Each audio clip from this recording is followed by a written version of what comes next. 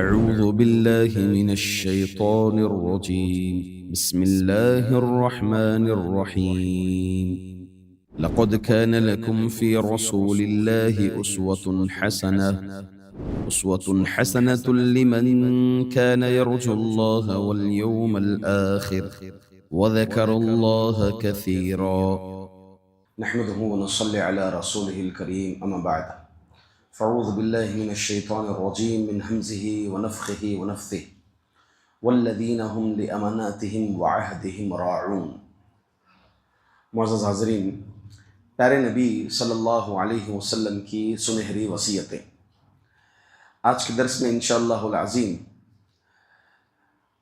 اللہ کے رسول صلی اللہ علیہ وسلم کی وصیت امانت کی ادائیگی کے سلسلے میں۔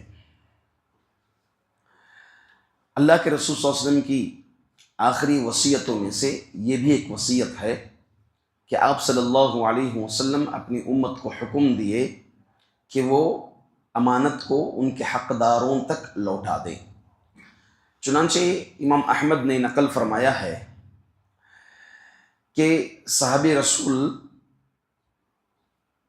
ابو امامہ الباہلی رضی اللہ عنہ وہ فرماتے ہیں کہ میں رسول اللہ صلی اللہ علیہ وسلم کو حجۃ الوداع کے خطبے میں یہ ارشاد فرماتے ہوئے سنا، عاریتاً لی گئی چیز کو ادا کیا جائے گا اور قرض کا ضامن اس کی ادائیگی کا ذمہ دار ہے، اور قرض کی ادائیگی بے حد ضروری ہے۔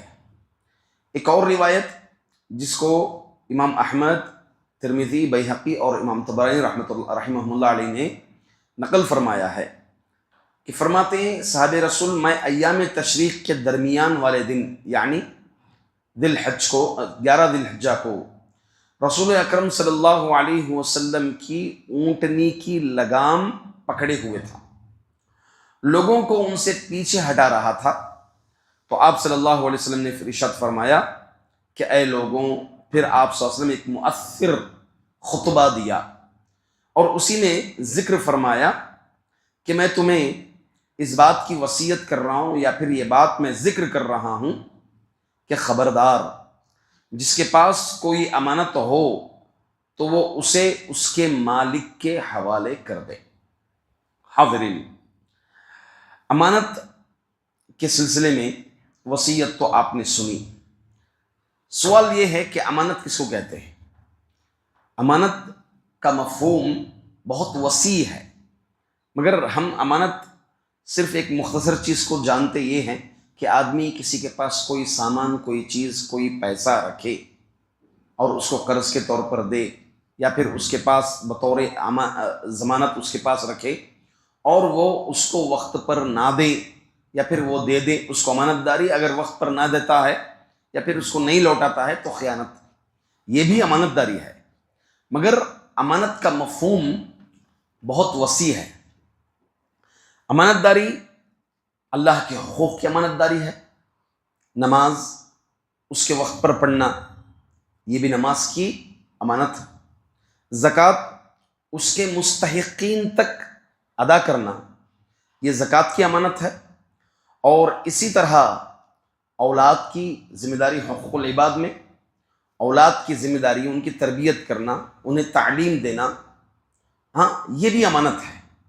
اسی طرح بیویوں کے حقوق ادا کرنا، اگر ان کی حق تلفی کرتے ہیں تو ہم خیانت کر رہے ہیں، تو ان کے جو حقوق شریعت مطہرہ ہم پر عائد کی ہیں، یہ بھی کیا ہے؟ امانت ہے۔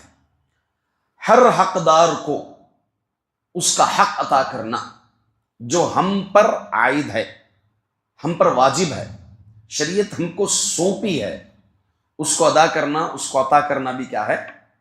امانت ہے۔ حتیٰ کہ نبی اکرم صلی اللہ علیہ وسلم نے یہ فرمایا، المجالس الامانہ، کہ مجلس کی باتیں بھی اگر وہ مجلس کے لیے کہی جاتی ہیں، مجلس کی باتیں بھی امانت ہیں، کہ ایک سے ہم سن لیے اور وہ امانت کے طور پر آپ کے پاس ذکر کرتا ہے اور آپ دوسروں کو یہ بات کہہ دیتے ہیں، خیانت ہو جائے گی۔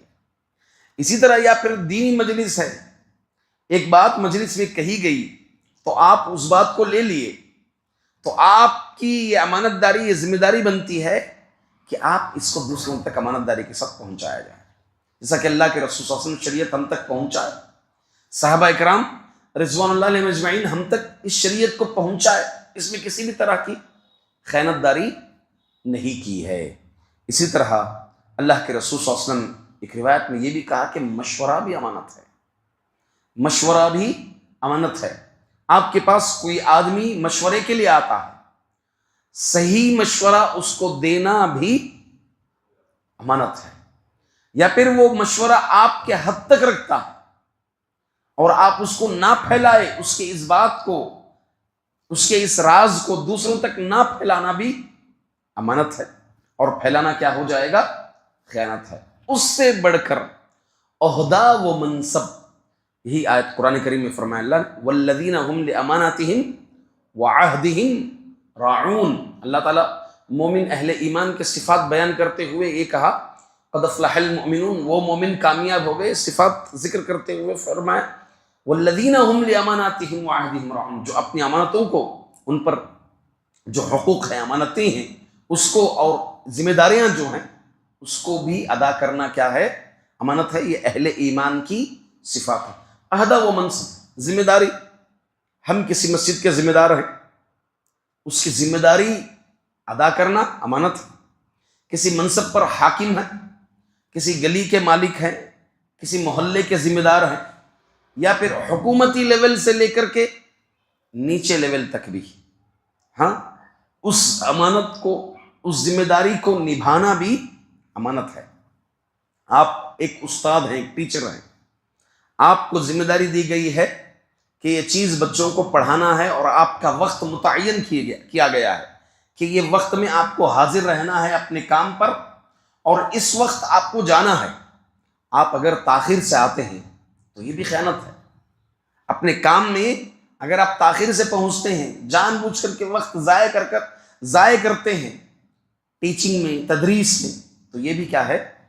خیانت داری ہو جائے گی۔ تو امانت کا مفہوم الغرض بہت وسیع ہے۔ مدرسے کی ذمہ داری، مسجد کی ذمہ داری، یہ تمام چیزیں کیا ہے؟ بہت ضروری ہیں اور امانت میں داخل ہوتی ہیں۔ امانت کی اس کی اہمیت کی وجہ سے اور اس کی سنگینی کی وجہ سے پہاڑوں نے بھی انکار کر دیا، اور ساتوں آسمانوں اور زمین نے بھی اس کو مضبوطی سے تھامنے سے انکار کر دیا۔ حالانکہ قوت خلقی، پیدا کرنے کے اعتبار سے کتنا مضبوط ہے آسمان، زمین کتنی مضبوط ہے، پہاڑ کتنے مضبوط ہیں، اس امانت کی سنگینی کی وجہ سے اس ذمہ داری کو اپنے اوپر نہیں لیا، بلکہ کس نے لیا؟ انسان نے لیا۔ قرآن میں اللہ تعالیٰ نے فرمایا اِنَّا عَرَضْنَا الْأَمَانَةَ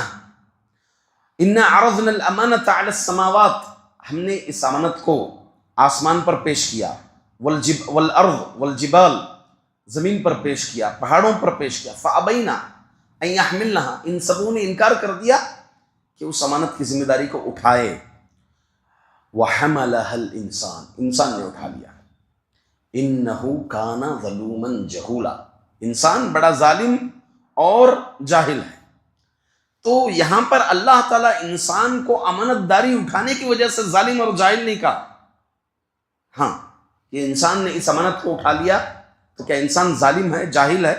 نہیں، اس وجہ سے نہیں کہا، بلکہ یہاں جو جہالت اور ظلم کی جو صفت اللہ تعالیٰ نے موصوف فرمائی، اس لیے نہیں کہ وہ اس امانت کو قبول کیا ہے، اس کی ذمہ داری کو لیا ہے، بلکہ اس کی ذمہ داری کو لینے کی وجہ سے اللہ تعالیٰ نے وہ اشرف المخلوقات بھی انسان کو بنایا ہے، اور اس نے اس ذمہ داری کو لیا بھی ہے، بلکہ اس ذمہ داری کو لینے کے بعد اس کی تحفظ نہیں کیا، اس کی حفاظت نہیں کیا، بلکہ اس میں خیانت داری کی، اور جیسے وجوب اس پر تھا اس کی ادائیگی، اس کو انسان نے کیا کر دیا؟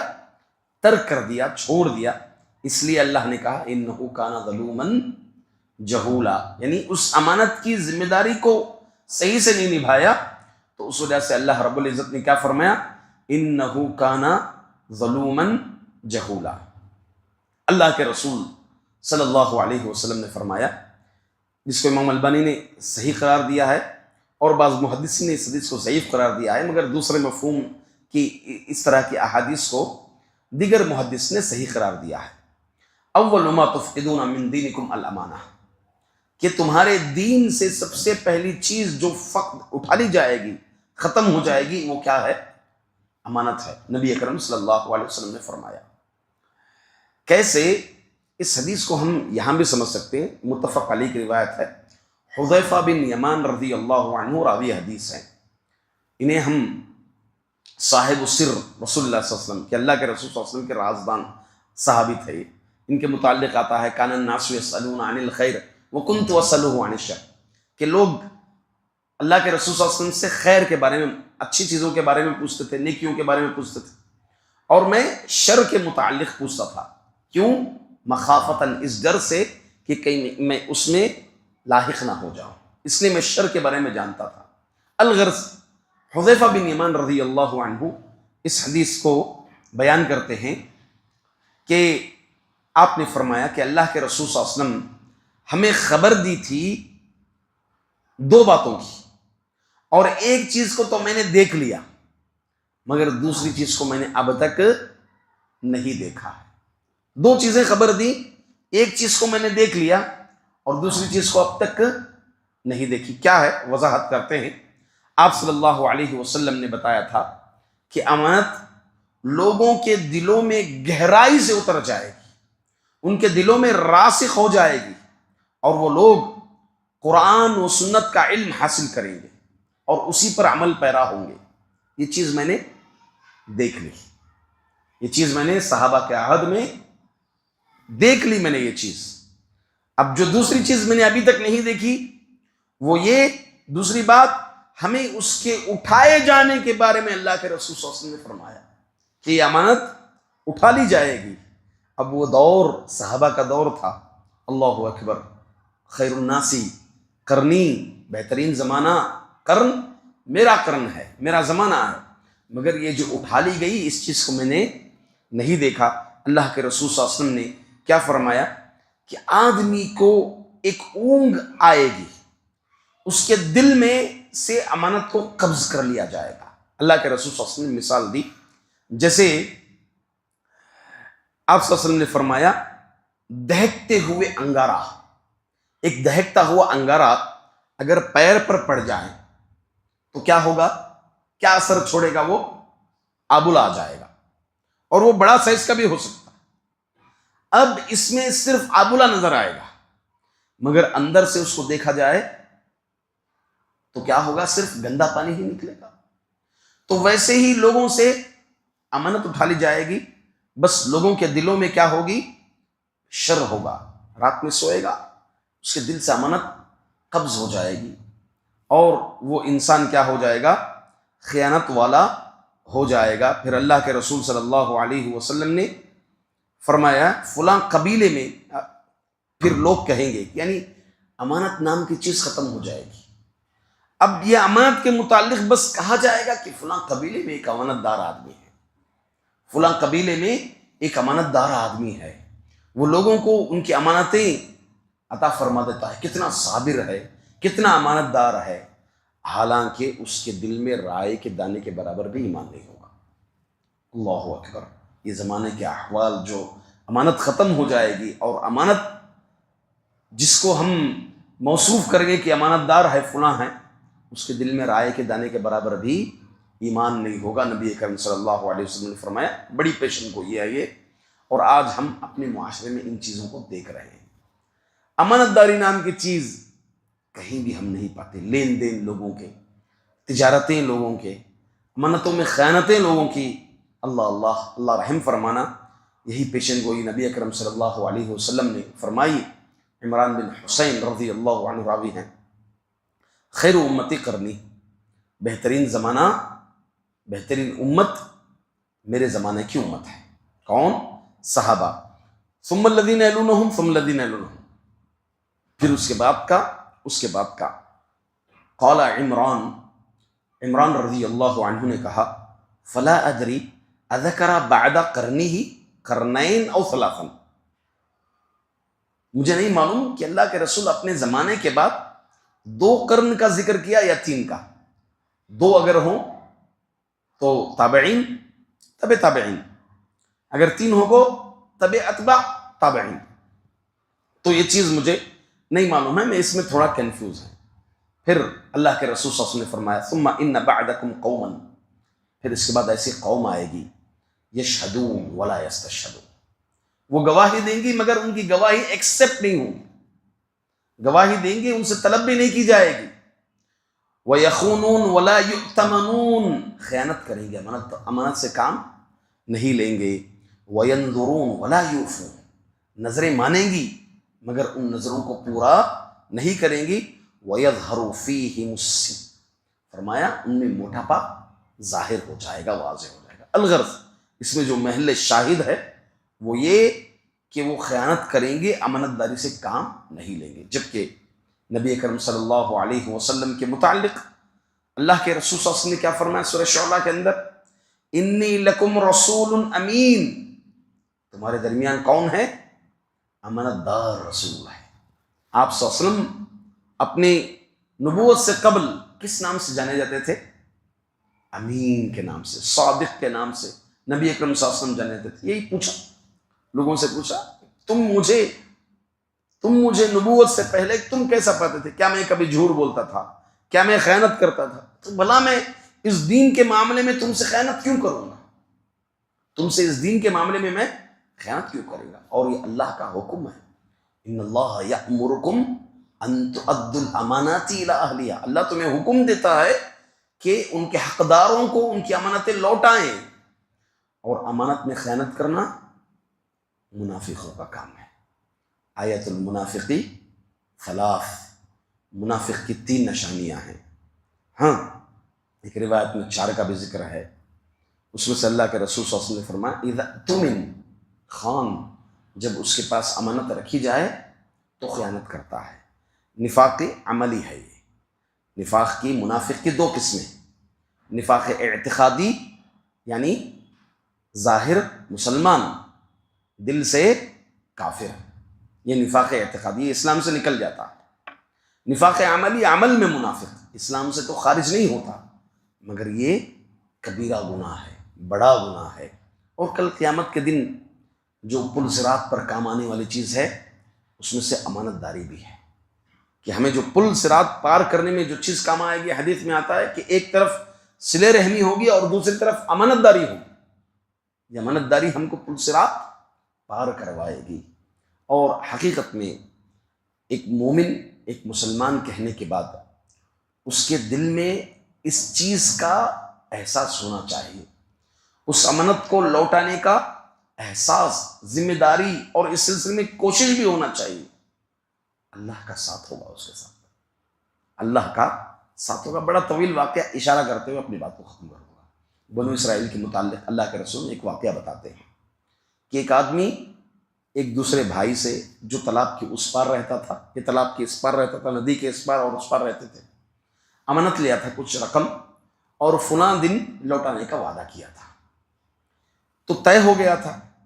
اب جس دن لوٹانے کا وعدہ تھا وہ اس امانت کے انتظار میں ہے کہ وہ رقم مجھے لوٹائے گا، ندی کے اس پار ہے، اور یہ ندی کے اس پار ہے، لوٹانے کی پوری تیاری ہے، سب رقم ہے، مگر اس دن جو جہازیں جانی تھی اس دن بالکل بند تھی.